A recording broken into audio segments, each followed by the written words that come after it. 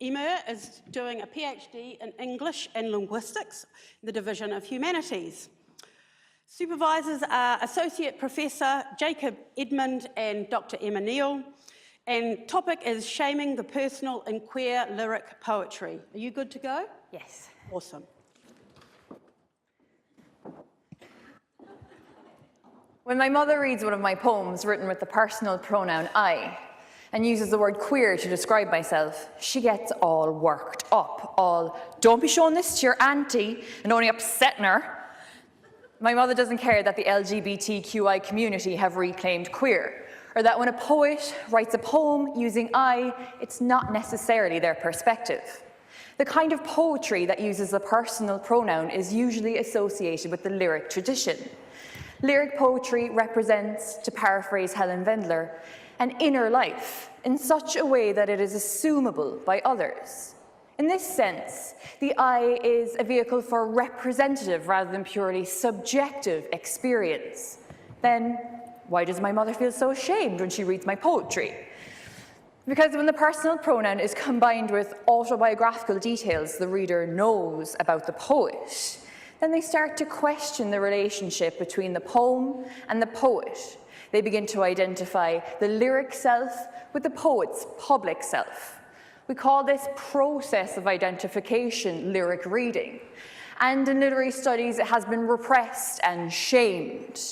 Yet, as Gillian White has argued, there is value in allowing and exploring the shame of lyric reading.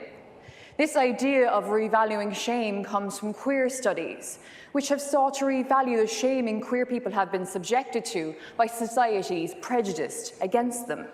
Queer studies asks, what might we learn from paying attention to the experience of shame, rather than merely trying to overcome it?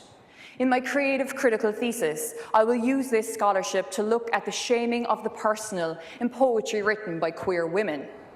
I believe shame is crucial in creating space for their bodies and perspectives that have long been excluded from the Western poetic tradition.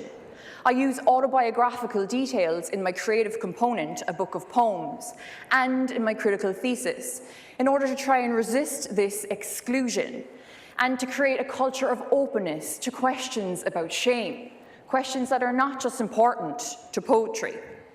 My mother asks me, what happened to the gay girl, Moira, in The Handmaid's Tale? She won't watch the television adaptation of the book. She's afraid her fears for Moira will be confirmed. She's afraid of what the world will do to Moira or to me when we insist on presenting ourselves so shamelessly. Thank you.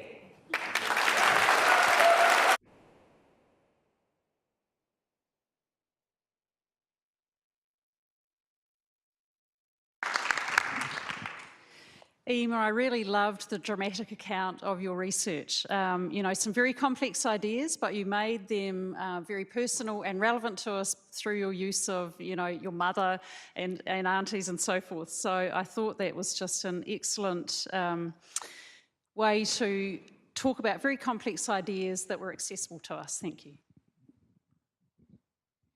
Yeah, that was great. I actually forgot you were talking about your thesis, and I thought you were just telling me something that we all ought to think about a bit, and I thought that was good. I was totally there. I forgot. Your slide is brilliant. That was good. I'd like to hear more about it. Yeah, I thought that was very, very engaging. And again, right from the slide, we knew, again, something complex and deep for you, but actually there's a little bit of levity there as well. So we knew we were not going to be taken too deep, but there was a light surface to have. And so well done. Thank you very much.